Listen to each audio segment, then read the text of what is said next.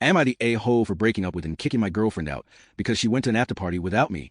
I am a 24-year-old male, while my girlfriend Rachel is 23 years old. We began dating in college. Last week, Rachel invited me to her coworker's party. I had heard a lot about him in the past, and he and she really seem to have a lot in common, especially with their taste in music. Apparently, he was an amateur musician with a fairly successful YouTube channel.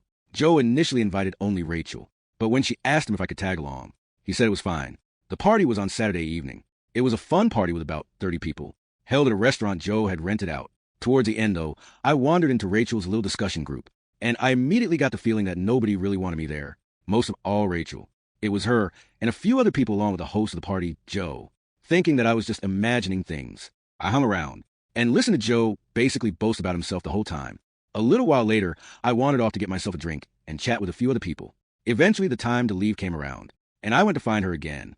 Joe approached me at that point and said that he was having an after party over at his house. I was going to refuse, but then he said, "Sorry, man, but only Rachel is invited," while clapping me on the shoulder.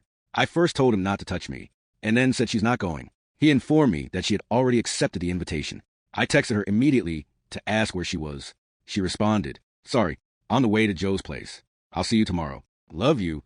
I asked if she knew I wasn't invited, but she left me on read. All my other texts after that were all ignored. I drove home furious and stayed up all night. And finally, she was dropped off at 5:42 a.m. I know, because I was by the window watching.